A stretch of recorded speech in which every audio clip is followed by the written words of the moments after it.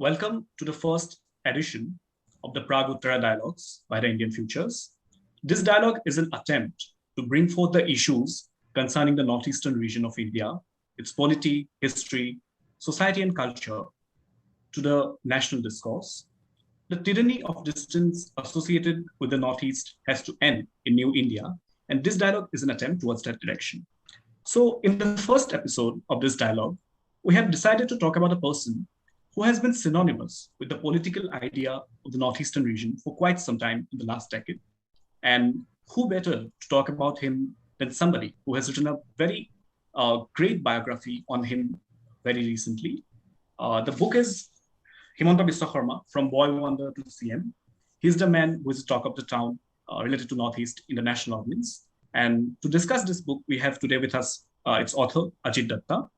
So Ajit is a political analyst. He has written for Asianet, TFI Post, Swarajya, and The Print.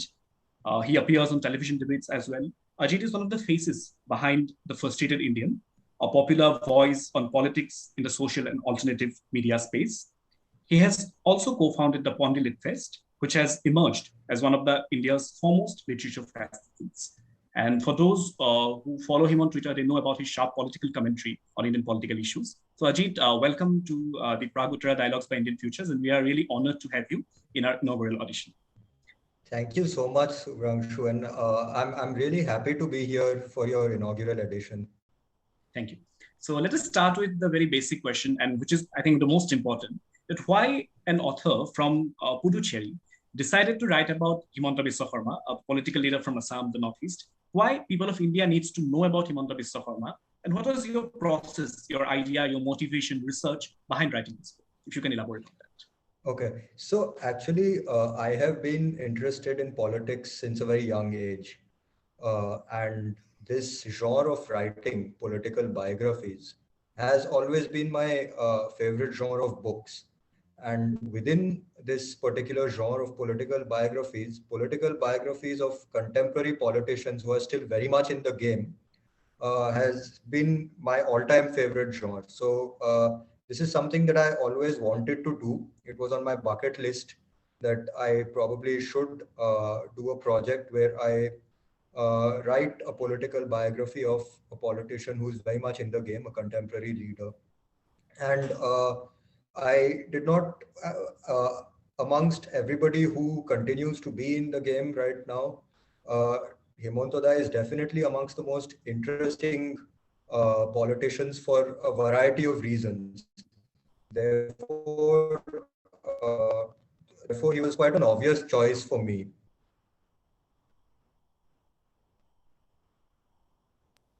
If you can elaborate on the process also, the research, how did you write this book, the process behind this, the writing process? Yeah.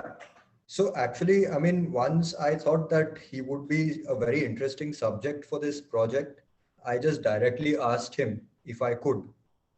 And so even you know how Himanta is. He just very casually said, yes, come to Guwahati, we'll see what can be done.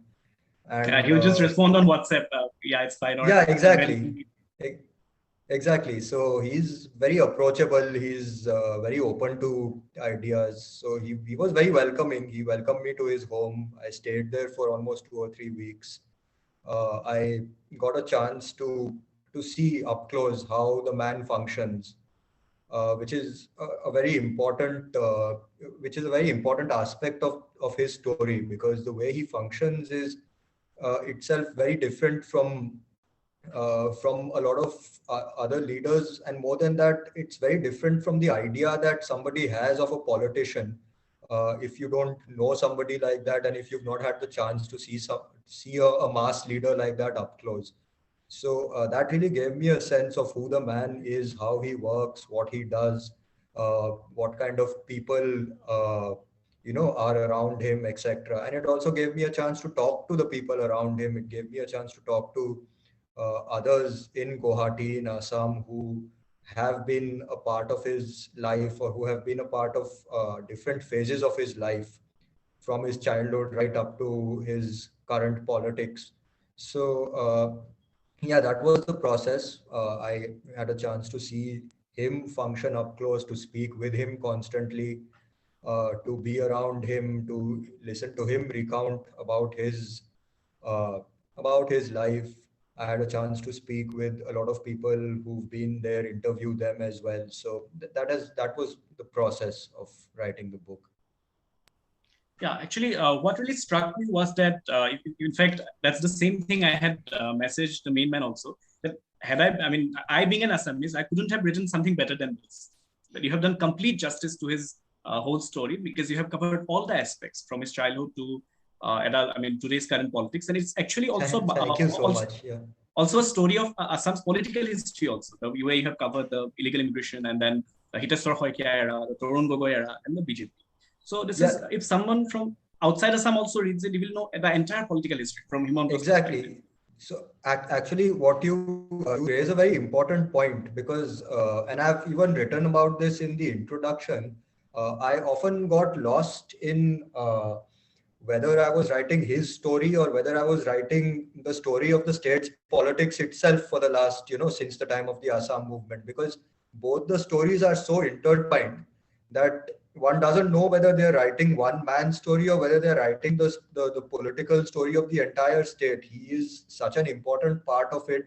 And the fact that it is like the state's politics has moved along with his career, in the sense that whichever direction the state has gone in, either he has gone in the same direction or the state's politics has followed the direction that he is taking. So it's so intertwined that one even gets confused often as to whether they are writing about the man or whether they are writing about a history of Assam's politics since the time of the Assam movement. So that is a very interesting aspect. It's like he has really been there. He is Assam's politics in a certain sense. And also, apart from that, when we read the book, it also a sense emerges that this is the story which is going to matter in the next political decade of India. So why do you think Himanta Biswa Sarma matters to Indian politics, to Northeastern politics, and also to Assam politics? You have explained, but why for the Indian audience? Why does he matter? What is his story? Yeah, so why it's actually, as I was telling you that this is a very interesting subject that I got to write on. Let me just elaborate on the reasons why this is he as a subject is such an interesting subject or such a significant and important subject to write on today, because his significance in Indian politics right now, as you know, is very essential. I mean, we need to understand this. As you asked your question right now. It's a very important question.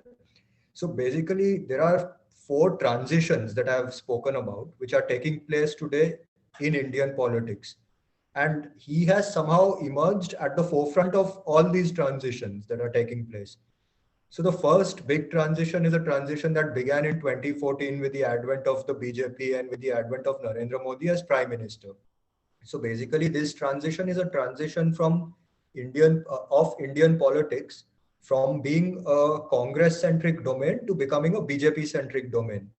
So here, amongst the faces that have emerged are some of the faces who were part of the earlier establishment with the Congress, but who are now finding a home in this new establishment with the BJP. So amongst those faces, he is definitely a prominent one. So this transition that has emerged is a transition that has occurred with his career or with his politics as well.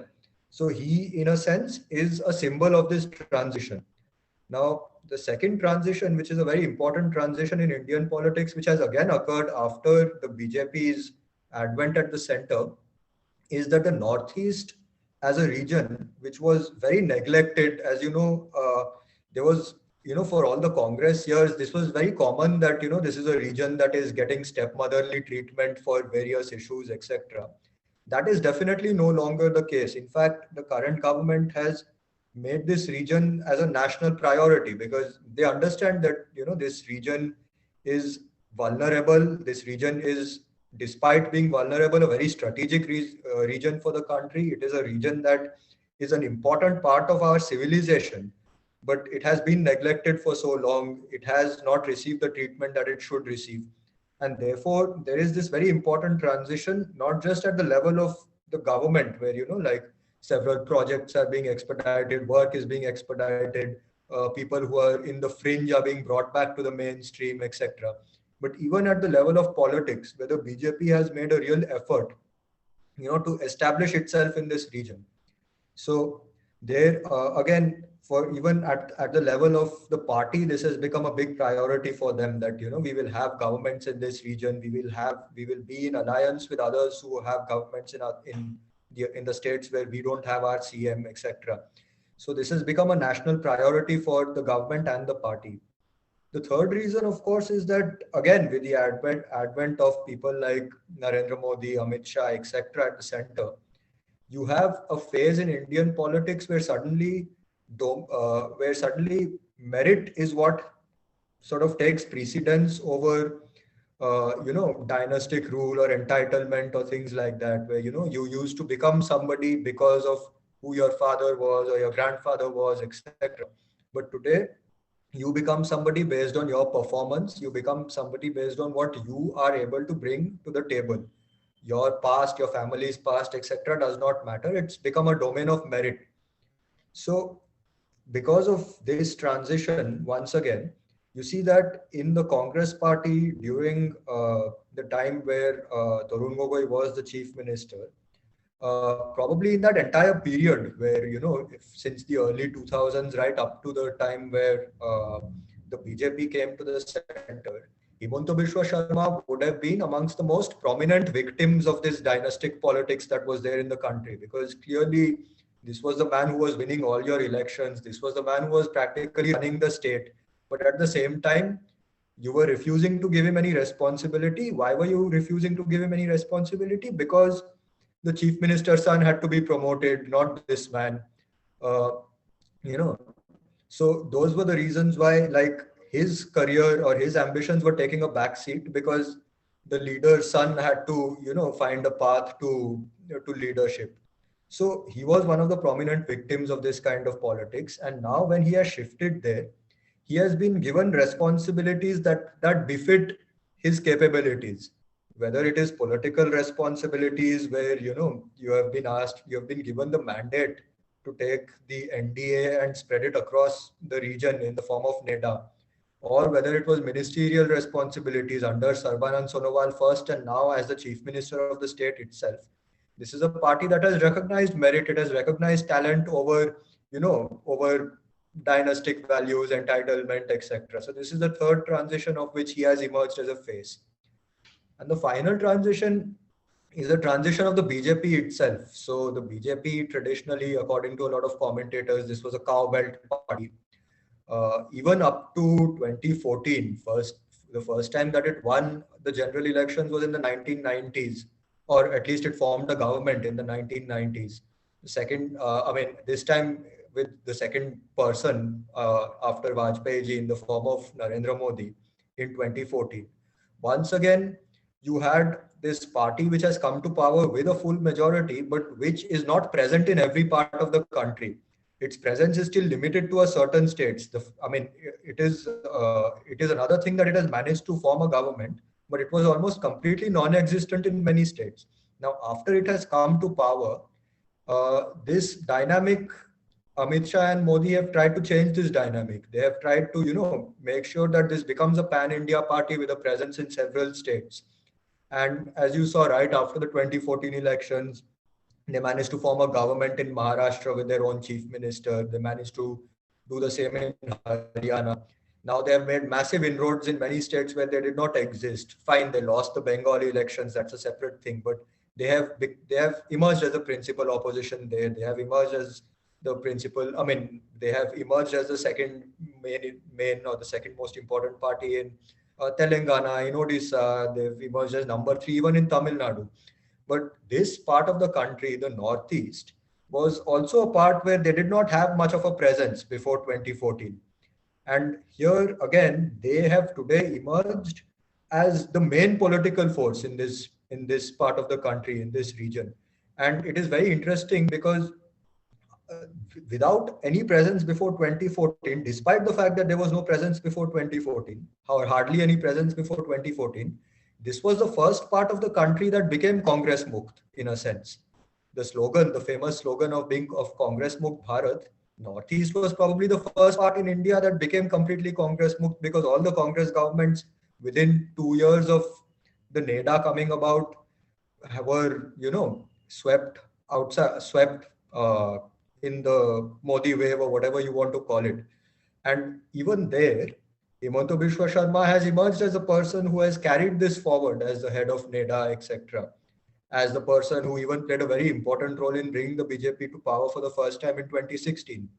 So he has again emerged as an important or a significant face of that transition that is taking place in Indian politics. So yeah, I mean, all in all, this is somebody who's at the forefront of a lot of transitions that are happening, not just in the region that he is from, but at a national level itself.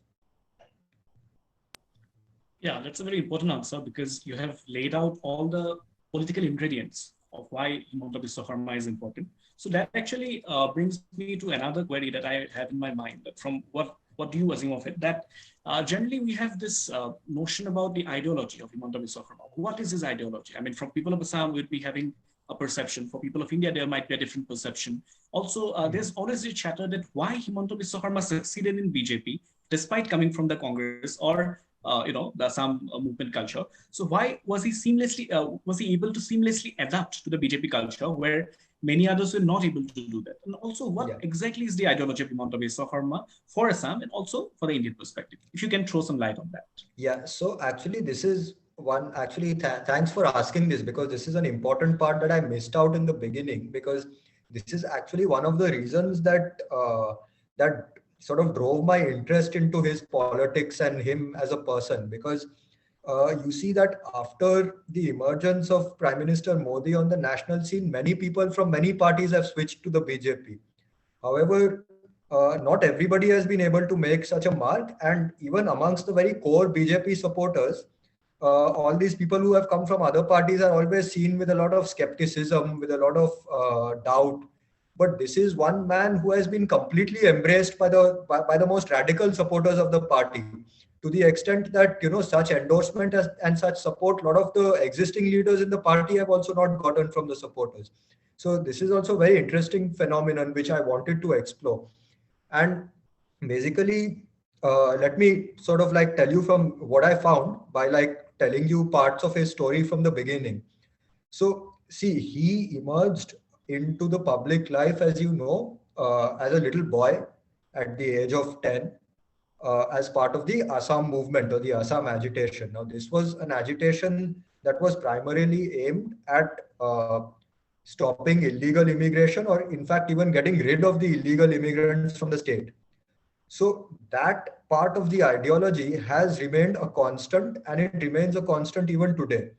Now, he has made two political transitions in his life, both of which have been very controversial. One was, of course, from the ASU to the Congress party in the early 90s, when Hiteshwar Saikia co-opted him, because Hiteshwar Saikia realized that this man is literally holding the organization together. So if I bring him to my side, the organization will collapse.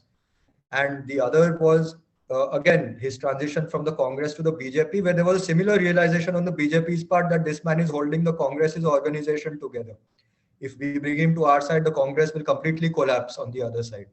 So now these two transitions have happened.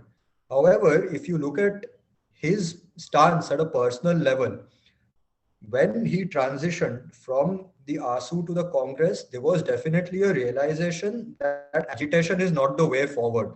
There was that realization that agitation is not the way forward, and the way to look at this entire issue is from a national perspective, not from a state-centric perspective or through state-centric options. It has to be looked at from a national perspective, and he was very clear, because I have interviewed people who were very close to him in that period. He was very clear of the fact that his vehicle has to be a national party for him to make any difference. So he was very clear about that. And if you think of that, there is no double standard there, because his transition from the Congress to the BJP has been to another national party. So he was very clear about that. And he was very clear about the fact that agitation is not the way forward. Now, the time for this has come to an end. We need to find solutions now. So that was there. At the same time, those values from the ASU period, from the period of the Assam agitation, always remained. So if you look at his stance as a minister in the Congress party, you will find that there wasn't much of a shift in his ideology per se, because as the minister for the implementation of the Assam Accord, for instance, he probably like did more work than anybody who has held that portfolio in the past, because he went and made sure that the borders are fenced, etc. Several kilometers of borders were fenced. So he stood by those principles. He did what he had to do. The same way, if you look at it purely from a political perspective, what stopped the Congress party from aligning with somebody like Badruddin Ajmal? It was because this man was the strategist of the Congress party. I mean, these proposals were there ever since Rahul Gandhi took over, because Sonia Gandhi was somebody who respected his judgment more or less, but Rahul Gandhi was somebody who wanted his way continuously ever since he took over. And this pressure was there constantly. That why don't you go and align with Ajmal? But he used to continuously put his foot down as the main strategist of the Congress party in the region, saying that, this will affect us badly in the future. We can't do this. And now you see that the moment he has transitioned to the other side, the Congress is actually in an alliance with Ajmal. So he was the only person who was stopping that from happening. Now today, as part of the BJP, he has been asked this question on many forums that, what do you think of this shift? And if you see, he has answered that in the beginning, it was a very tough shift in terms of political culture, because, here you are not expected to fall at the feet and prostrate before the senior leadership, for instance. You have a very open dialogue with them. They are calling you so many times during the month to Delhi to speak with them about issues. It's not that you are going there and waiting for weeks to get an appointment. You're often returning home without even meeting anybody. So there was a big shift for him in terms of political culture. But that is to do with the BJP. If you look at what he has to say about the RSS, there is a lot of familiarity, because even during the Assam agitation, the RSS played a very important role there. They helped the ASU, they helped the agitation, they helped them with logistical support. And he even remembers that, he used to mingle with the RSS at that time as a student. He has known them since then. He has even attended shakhas in Guwahati as a young man. So those connections are still there. So if you look at it, if you go a little deeper, you see that there is no contradiction. This is a very natural course that his politics has followed. It has followed the same course as the state's politics. And this is something that was almost destined in a certain sense. Obviously, if you look at it from a very shallow perspective, where you say that, oh, this man keeps switching sides and all of that, yeah, you will not get the full picture or the full story. But yeah, this is the reality, that it is actually that there is a lot of nuance and there is a logic to it. Actually, yeah, I completely agree, because if we witness his journey, we also witness the journey of Assam's political. I mean, how from sub-nationalism to Congress sort of nationalism to BJP nationalism. So yes, he also seamlessly transitions with that, but sticks with the core idea. I think that's a very important point that you have made. And apart from that, one question that often comes to our mind while reading the book is that you have engaged with the leader, and there's a sort of culture of political biography writing. We have Binay Satapathy, and also there are different writers who have written. How do you maintain the objectivity while writing a book like this? Do you observe some weakness? Do you observe some strength? Do you distance yourself from the subject, or you feel that it's okay, to be with the subject and then writing about it? What's the process? I mean, is there any contradiction, any moral dilemma? What do you think about it while writing about a politician who's still alive and who has still long innings to go? Then even more challenging, I think, in that case. See, it's very difficult to be objective. I'll be very honest with you. It's extremely difficult to be objective, because you see, for all of us, we don't come into contact with such people on a daily basis. We meet them here and there once in a while. We come across them. We go to them for some work or the other, but we don't spend long durations with them. So we do not really get to see the other side of the story at all. So, a lot of people have this impression that, oh, the political class, they're all corrupt, they're all criminals, they're this, they're that. But once you spend time with such a person, and not just any leader, somebody like him, who's a mass leader, who's controlling the organization, who's controlling the government, it's an experience, because what you see before you is it's not a person anymore. It's an institution. It's a force of nature, It's And it's very overwhelming actually, because simple things like this person's day starts at 7 in the morning, it ends at 3 the next morning, continuously, day in and day out. There are no breaks. There are people who are in your house the whole day from morning to night. Different kinds of people, you're constantly having to deal with them. You are constantly having to keep your cool while dealing with them. You are having to multitask so many situations, so many things. At the same time, you're having to keep a pulse on what is going on the ground. You're having to make sure government work is also proceeding. It's an incredible task. So once you see somebody like that, I mean, you realize that, most of us can talk as much as we want to, but this is not something that we are even capable of. This is not something that most human beings are capable of. We are like not even 1/10 of such people. So when you realize that, it's very difficult to maintain objectivity. You see these people as a force of nature. But yeah, I mean, at the same time, you have to sort of also try to look at the other side, try to see both good, bad, everything possible, and try to make the best of it. Other than that, I mean, I don't know what else there is that one can do, but it is very difficult to maintain objectivity once you come across such a person.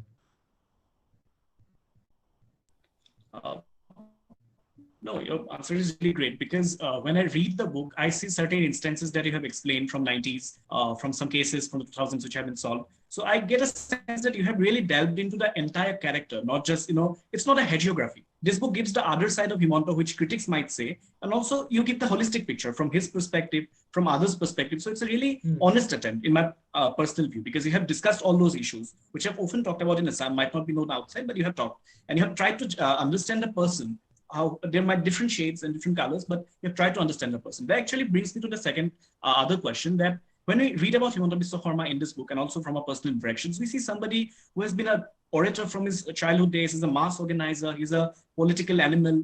He can do work till the 3 a.m. and he can mingle with any sort of political ideology. He can get his way done. He's a financier. So all shades of politics. You can see certain shades of Sharad Pawar. You see shades of Narendra Modi also. You see, the fiery spirit of Mamata Banerjee. You see the spirit of Atal Bihari Vajpayee while he's speaking. So there's a different sort of political character that is existing in one person. So what do you make sense of the political animal of Himanta Biswa Sarma? Don't you think that it has a complete package in itself? That's my personal yes, exactly. So actually, I've written about this also in a certain section. So I think I heard this first from Shekhar Gupta, although I could never find the reference later.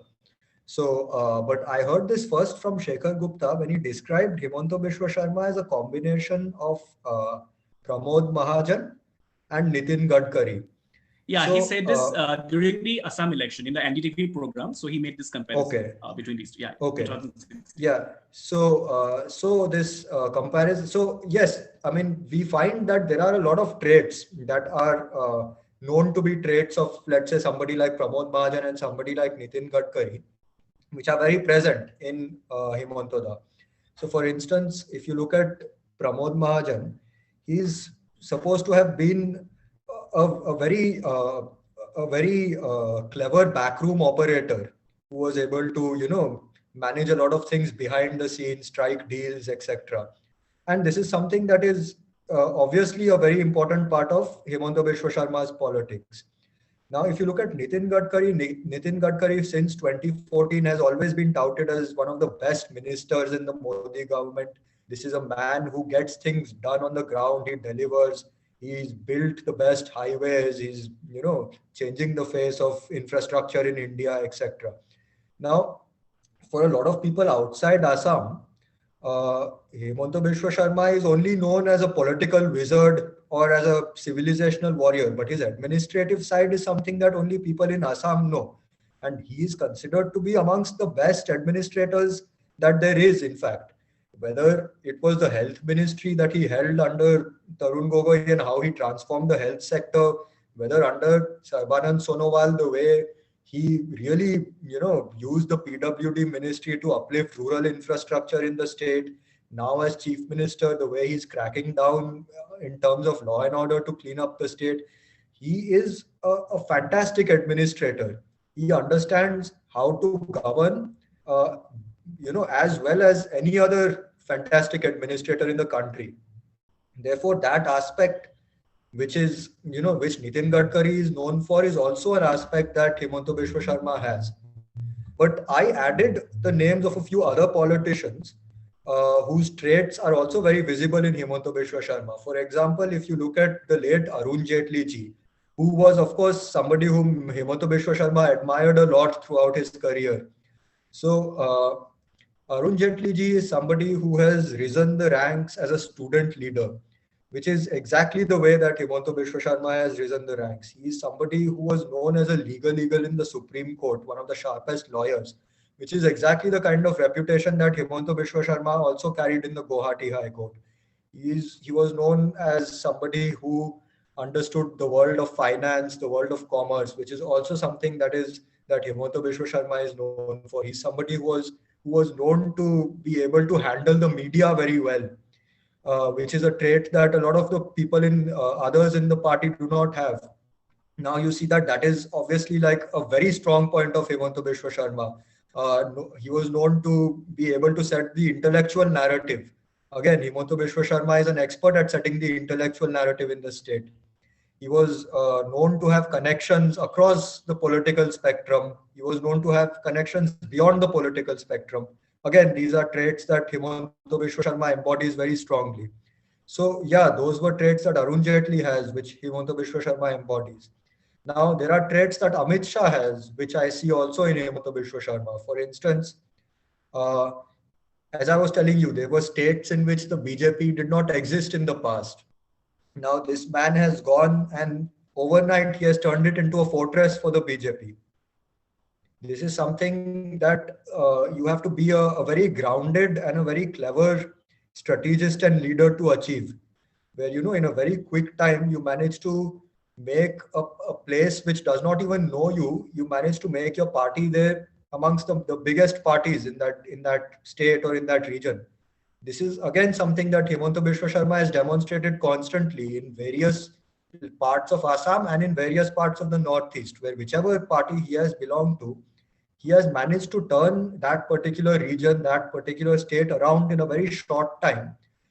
From whatever he has applied as a strategy, social engineering, bringing other leaders to his side, whatever it might be, but he has managed to achieve that politically. That is a trait that Amit Shah has, which we can see in Himanta Biswa Sarma. Then I mentioned Yogi Adityanath, because Yogi Adityanath is a fiery speaker. He is somebody who is known to be a defender of our civilization. He is known to be somebody who does not hesitate to say what he thinks, especially on civilizational issues, even if it creates a big controversy, etc. So that makes him a very popular speaker. It makes him a vote catcher wherever he goes. And those traits, again, are very strong in Himanta Biswa Sarma. So yeah, I mean, there are these various boxes that he ticks, which, make him a very, all-round consummate politician. Yeah, I completely agree with that assessment, and in fact, that is something which needs, which people of India, the pan-Indian audience, needs to know that Himanta Biswa Sarma is not just some civilizational warrior or some political messiah of Assam, but he's a complete personality in terms of other other factors also. That actually brings the other question to my mind. There's often an assumption that it is not BJP but Himanta Biswa Sarma which shaped the political destiny of Northeast or Assam to a great extent. That's one part of the argument. And the other part of the argument is, was it because of Narendra Modi that BJP's fortune changed, or was it because of Himanta Biswa Sarma, or both things came together? So what is it in your personal view? Because we always see there's a tension in terms of ideology in Northeast, identity versus the Indian civilization or whatever it is. Although we all know that the Northeastern identity is a part of the greater Indian identity, but there's always some sort of tension that emerges, and that came out during the CAA agitation also. And I think that's also another period which where Himanta's leadership also shown. So I think, what do you think about these issues? And if you can throw some light on that. So the first question that you asked me about whether, this is a BJP, a mandate for the BJP or a change in favor of the BJP, or whether this is just people going with Himanta Biswa Sarma, I think it is very clear that it is a combination of both. I mean, it is not one over the other. And this entire change that we see today would not have been achieved with just one of them. It needed both of them to happen. So that is very clear, because if you look at 2014, the Lok Sabha elections, the Modi wave had already reached Assam at that point.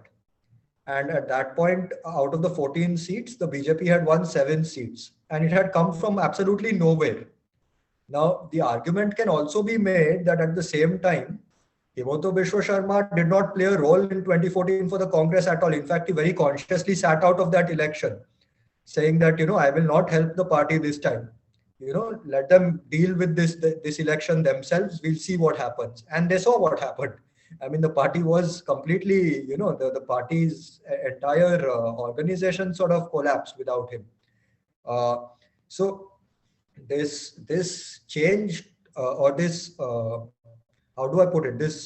The state wanting political change was something that had come about in 2014 itself, or by 2014 itself. That will for political change had come about. That, this is not enough. We need some change in terms of who's leading us, in terms of who's running the government, etc. That change had already come about. At the same time, there was no mass leader of that scale in the BJP. Forget mass leader, there was nobody who would have been able to guide the organization and organize and strategize for the party at to the level of every booth in the state almost, that Himanta Biswa Sarma is known to do. There was nobody who would be able to do that for the party to the extent that Himanta Biswa Sarma could have done. So it was very clearly a party or an ideology that had suddenly emerged, but which needed to be taken to the next level by people on the ground, by people in Assam, people who are well known, who in Assam, who understand the state, who understand the state's politics. So it was that at that stage where both of them sort of met each other. You had a mass leader who was meeting a party that was on the rise. So both of them were very, very necessary to achieve what we see today, to achieve to have the kind of political results that we see today. The meeting of Himanta Biswa Sarma and the BJP was something that was extremely necessary. I mean, neither could have done it without the other. Also, the question about ideology, the conflict that might Northeast and the sort of Indian BJP ideology, and whether Himanta was able to maneuver that during the CA. So I think it's very clear that he was able to maneuver that, because you see, the BJP's ideology is not unknown. It's not hidden. So the very fact that the BJP even got elected as the main party in Assam in 2016 itself showed that this entire mindset that came about during the Assam movement or the Assam agitation was now not being looked at from a very narrow perspective of ethnicity, but it was being looked at from a civilizational perspective. The issues were the same: who was not to get into the state and who had to stay out, who had to be taken out. All of that remained the same. But the question of who we are and how that is answered changed. That is what the BJP's rise in the state brought about, that change. That, in fact, I spoke to a very senior journalist while writing this book, a very senior journalist based out of Guwahati. And I asked him this question about the BJP's rise. And he said to me, and he said this to me very clearly off the record, but he said that you can quote me off the record. It is that we are fighting as Hindus today. We are very clear about the fact that we are fighting as Hindus today. So he said that this is something that we were not clear about earlier, because you see, this is a land in which the Mughals tried to invade 17 times. But every time we stopped these invasions from happening.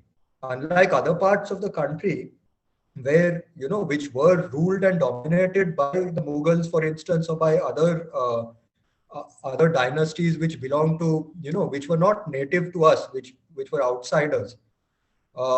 there, of course, the Hindu identity sort of formed very quickly because of this. In the Northeast, we did not get a chance for it to form so quickly. We were all still, we were all following our civilizational or, our Indic ways of life in very different ways. It was occult in certain places, it was religious in other places, etc. But this coming together and recognizing that we are all one happened only after so much illegal immigration happened, where we were forced to do this. We were forced to look at things in this way. So that obviously has changed people's perspectives largely, and that is the reason why this CAA, when it happened, was a litmus test almost for whether,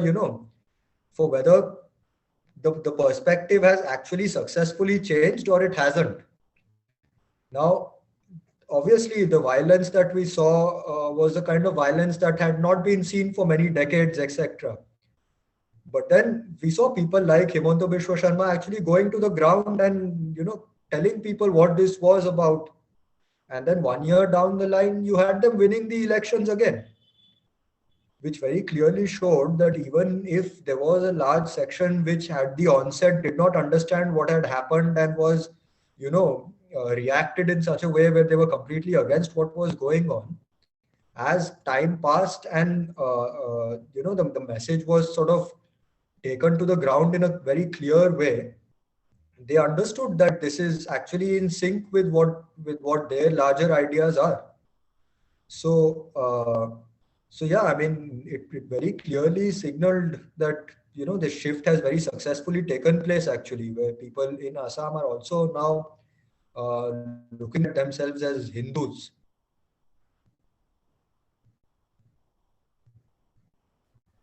Actually, that answers a lot of queries, but the question that emerges is, what is the end game of Himanta Biswa Sarma? I mean, this is just not his end. I think many people will agree, and in on and off, that this is just a beginning. He being chief minister is a culmination of a long decade of political, I would say, leadership. But this is also beginning of some sort for another journey. So, what do you think is the end game of Himanta Biswa Sarma? And from your own interactions or from your own study, what is his vision for Northeast Assam? I know if he has talked about making Assam as one of the top 5 states of India, or integrating Northeast with the mainland, or sort of the Act East, those kind of things he have written or spoken. But what, in your view, from your own personal interactions and your research, what is his vision for India, Assam, and what is his long-term game plan, or what is his end game, if I may? See, that is a very, it's a difficult question to answer, because see, this is a man who at a very young age had a very clear ambition that one day he will become the chief minister of Assam. This is what he had told his then to be wife. It's a very famous story that, like, this is what I'm going, when she asked him, well, what is your ambition in life? What are you going to be? So he clearly said, I will be chief minister of Assam, which is an answer that, nobody generally gives. So it surprised a lot of people. And today he has achieved that. But, this post of chief minister, I feel that the kind of power or the kind of stature that he is wielding is much larger than the post of chief minister, and not just currently, it has been much larger than the post of chief minister for a while now, because even before the NEDA happened, he was not the Congress's person who was like, running the government and the party only in Assam. He was the troubleshooter for the entire region already in the Congress party. Now, the NEDA obviously made it official when he came to the BJP that he is the person who's handling the entire region in a certain sense for the alliance. And of course, by then his ministerial responsibilities had also become, I mean, imagine somebody, this is unprecedented, no? Health ministry, education ministry, PWD, finance. I mean, it's like he was almost like a one-man cabinet in a certain sense. And at that time, there was a lot of talk that, during the 2019 elections, his responsibilities will probably rise, and they did give him a part of West Bengal to handle. So that was already like he had moved beyond the northeastern region, and he was given very tough seats in Bengal, which were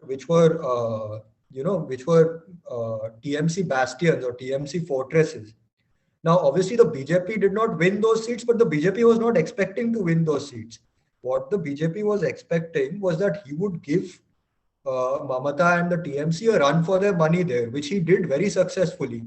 So by the end, they had to literally divert all their resources from the entire state towards winning those seats, towards winning those bastions of the TMC, which allowed the BJP to win seats where they were much weaker.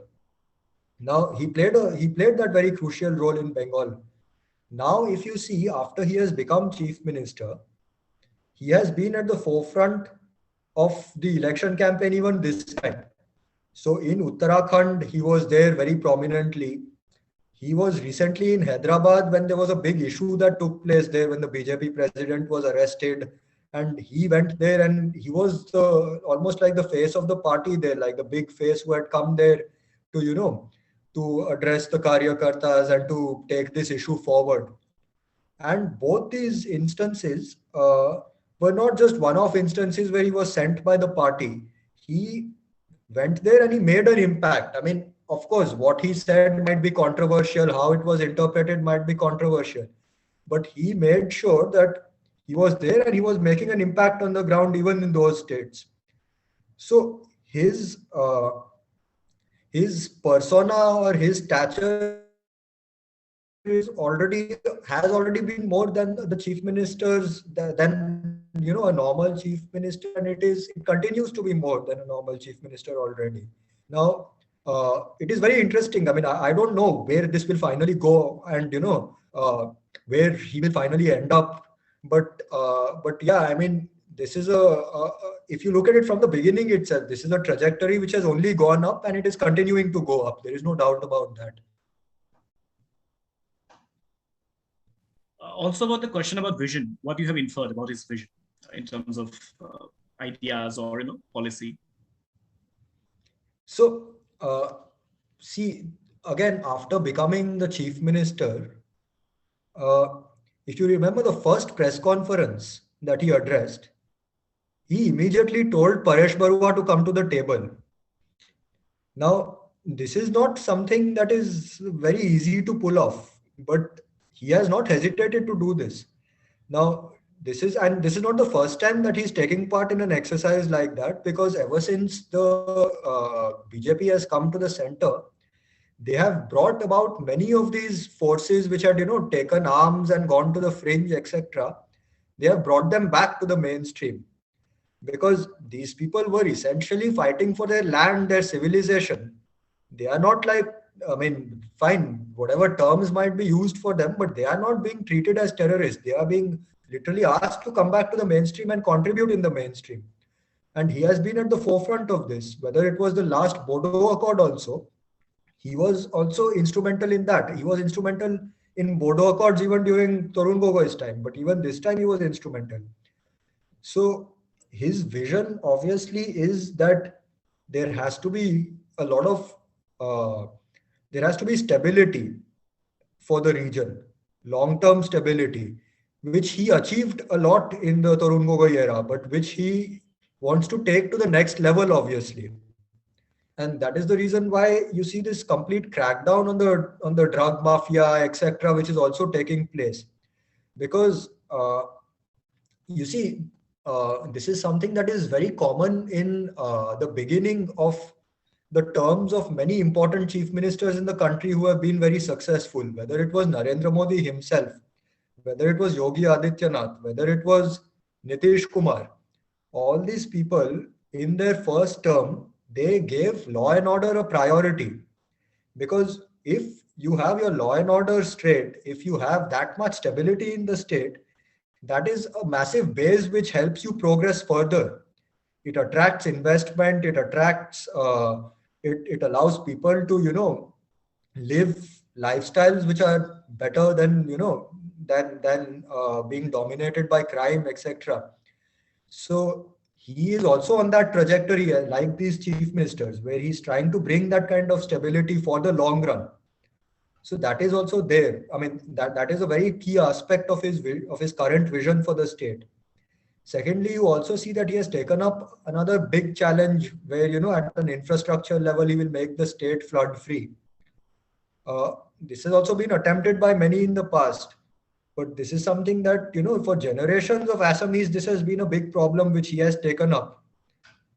You look at how he's attempting to make Guwahati as a big hub now, not just for the region, but for, the entire Southeast Asia itself. So this is a very forward-looking vision for the future.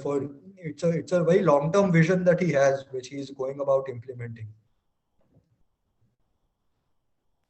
Yeah, I completely agree with that viewpoint. Also, while reading the book, I found out there are plenty of anecdotes that you have written. I think I left it to readers to read those and cherish, because they're really interesting. Those anecdotes give an insight into the mind and the idea of Himanta Biswa Sarma, how he helps the people of his constituency, how he works with the bureaucracy, how he gets things done in a way, or how money magically appears.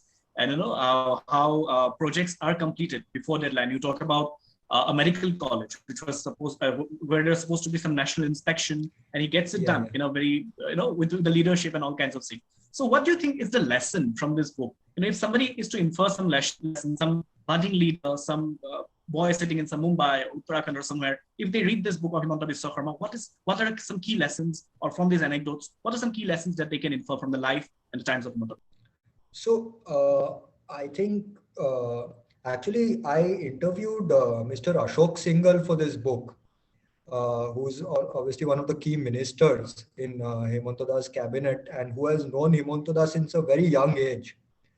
And he's actually senior to Himanta Das in age, but he has known him since he was a little boy. And what he told me is that, you see, this man, he manages to come to the same wavelength as the others always. So basically, whether he's handling, 100 people, 100, politicians, bureaucrats, whatever it is, he manages to come down to the same wavelength as each person. So it is not like you are doing things according to him, but he is doing things according to each person. So once that happens, the onus lies on the other person to make sure that things get done, because it is not like, okay, the CM wants this and I have to do it, I have to do it now. It is on me to, achieve it based on how he wants it. Is that, okay, we have decided upon this. Now, like, he is in agreement with me as to how this is to go about it. He is helping me in XYZ ways to get it done. And therefore I have to get it done, which is like a whole change of attitude, because he is coming down to your wavelength each time. So he says that way, like, that is the way that he's managing to, make all these massive systems, massive organizations constantly work. Because there is no, and this you see very much in his politics as well. I mean, I can't think of any other chief minister who's constantly on the ground so much. I mean, yeah, you have his typical day where he's spending it in office, going home, this, that, but there is no typical day in his life. He's always on the move. Whether, any crisis appears, anything appears, for even any little thing, he's always touring the state. He's always, on the ground inspecting something. There is no stopping him from doing that on any day. So that is a quality that he has, which makes sure that he's on the ground constantly. He has that connect. He has that pulse from the ground, and which also shows his commitment. It also shows that, you have a leader who's standing by you for anything and everything. You look at how he was running around during COVID. You look at how he was running around to calm tempers during CAA. Various things, various issues. He's not somebody who sits in his office constantly day in and day out and all of that. So that is something that is always, that is a very essential trait. Then, since you're asking me about, somebody who wants to be a budding leader, or who is a budding leader and who wants to be a big leader in the future, one thing I realized is that people should not even attempt such things unless they are sure that they have the energy to carry it forward. You know, I mean, the amount of energy that the man has day in and day out for years together since his college days, he's sleeping for 3.5 hours a day. He's handling so many things all the time. You know, there is no holiday, there is no break for him. He's just going on and on. And it is something that is not imaginable for many of us, because however much there are phases in our lives where we put in a lot of hard work, we put in a lot of effort, etc. But then if you know that you don't have that flexibility where you can take it off for one day, where you can spend some time with a few friends one evening, where you can pick up a book one day and start reading it because you have a few hours free. When if we don't know that we have that kind of flexibility, I don't know if many of us will ever be able to function. But imagine he has functioned like that for years together. I mean, not just him, but people in that position, they function like that for years together. So, I mean, you have to be extremely selfless to be able to do that. So that is also a very important lesson, or a very important trait. And uh, finally,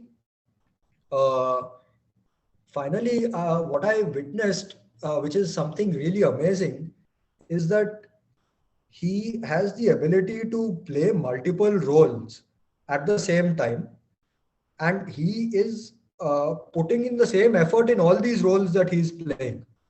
So today, if he's having a meeting with a few people where he's discussing how the NRC will finally be implemented, the kind of energy and the kind of intensity that you see is the same kind of energy and intensity that you will see even when he's talking to somebody about how you are going to build a concrete road in the village.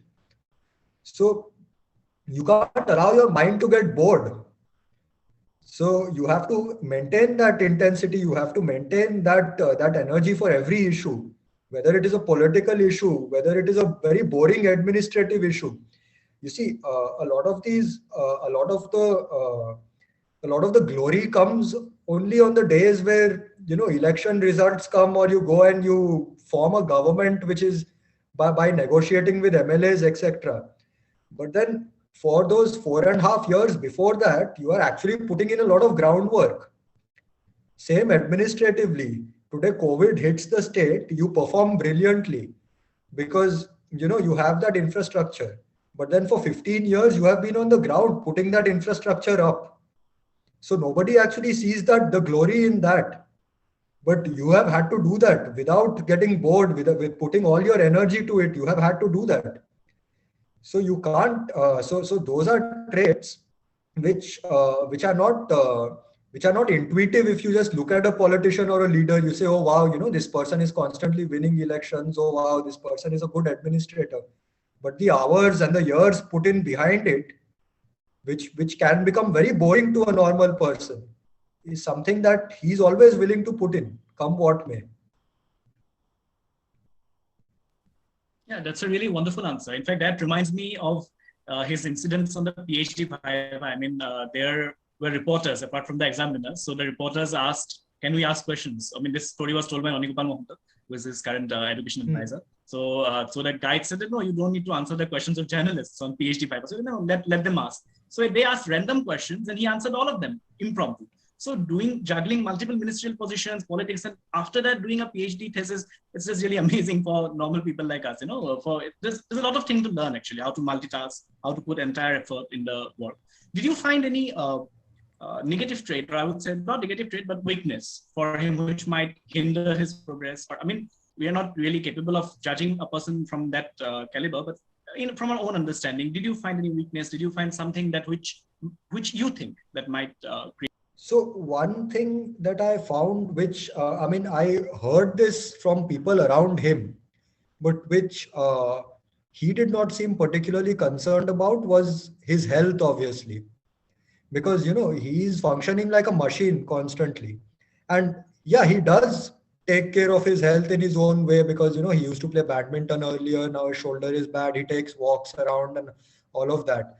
But then, yeah, I mean, obviously people around him will be concerned about this because nobody is used to seeing a human being function in that way. So that is something that, I mean, all of us really hope that it's not something that he should forget in his during his work. That is probably like one of the weaknesses one of the potential weaknesses. Uh, Other than that, politically, I mean, obviously, politically, administratively, whatever weakness is there is already in the public domain, in terms of whatever allegations have been flung at him, etc. And those, again, there are two sides to the story. Like anything else, there are two sides to the story. So, yeah, obviously, because it is in the public domain, it can always be considered a weakness. But at the same time, it doesn't seem to have stopped him in any way, which is obviously very clear. So yeah, I mean, he takes all of this in his stride. I mean, he from the beginning up until now, he's somebody who really embodies being unstoppable. So yeah, I mean, other than that, I can't think of anything. Yeah, I think you really summed up the entire personality of Himanta Biswa Sarma for us. I think it's been a really enriching experience of listening to you and your ideas for 1 hour. I just have last one question. Yeah. What are your future plans about any new books or any new project that you must be working on? And apart from that, what are if you want to recommend something to our viewers, your favorite political biographies, from where you got inspired? And these two questions, yeah. Yeah, so actually, I don't have a plan. As I was telling you, I'm still like studying at the moment, so I don't have a plan uh, to write another book and all anytime soon. At least, let's see what happens later. Uh, as to the political biographies that I read, which really inspired me to write this, there were three that I can remember of. One was, of course, Yogi Adityanath's biography by Shantanu Gupta, which also is very similar because it came out just after Yogi ji took over as the chief minister. So and so in that sense, like this book was also quite similar because I managed to get it out before even his 1 year comes up as chief minister. So that was a very good book because it really guided me as to how to write about somebody who has been a leader for a long time, but who has now finally assumed a very important position at the helm of a state. So it gives you a sense of how to write about the entire journey from the beginning right up to somebody becoming chief minister. Uh, there was, of course, two other very well-written political biographies of contemporary leaders. One, actually, three other very well-written biographies of contemporary leaders. One was the biography written on Amit Shah that Anirban Ganguly and Shivanand have written, which actually shows many aspects of Amit Shah and many anecdotes and incidents, but which also focuses on the rise of the BJP, how the BJP has, in under Amit Shah, how the BJP has grown, which shows how Amit Shah's politics had an impact on the party. In fact, this book has been translated into Assamese by Himanta Biswa Sharma. So that's an interesting fact that I thought I'll bring up. Then there is Rajnath Singh's biography by Gautam Chintamani. So again, this is a very unassuming, quiet leader who's actually performing very, very important tasks for the country and for the government. Although he remains very uncontroversial, he doesn't make big statements, etc. There are very few people whom Narendra Modi trusts as much as him. I mean, nobody else has been in the CCS since the beginning.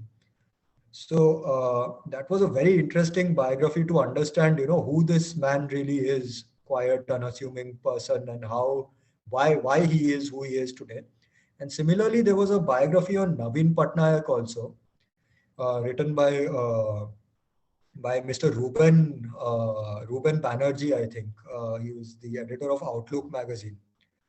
So that was again a very well written biography on a chief minister, on a serving chief minister, uh, which uh, which actually read more like a long opinion piece, because he gave these nuances about his politics, and why he was looking at certain issues in the way that he was looking at them, how he would deal with the upcoming elections, etc. So there was a lot of the writer's opinion which came into it, but at the same time, this was very much worth reading because the writer has studied this person in such depth that he was able to give us a lot of educated opinions about Naveen Patnaik's career. So I think that particular book probably inspired me to very boldly write about uh, very boldly put out my personal commentary as well with Himantada's story. So yeah, I mean, these were some of the books that really inspired me. Thank you, Ajit, for this enlightening discussion, and we wish you all the best for your future endeavors. This 1 hour has been really an enriching experience for me also, because I got to learn from you how you viewed Himanta, how this book was written, which I would recommend to everyone who's watching this discussion. And Himanta Sarma from Boy Wanted to See Him. It's a must-read book for everyone who is interested in political history, politics, political history, political personalities, and also to understand Assam. I think that's the most important, because you have really explained Assam politics of last 3-4 decades. And we'd be tracking Himanta Biswa Sarma because he will have a long career. And with this, we'll wrap up today with future dialogues, where we'll focus on Northeastern issues, the issues of polity, governance, and how the narratives are shaped and the nuances behind it. Thank you so much. Thank you.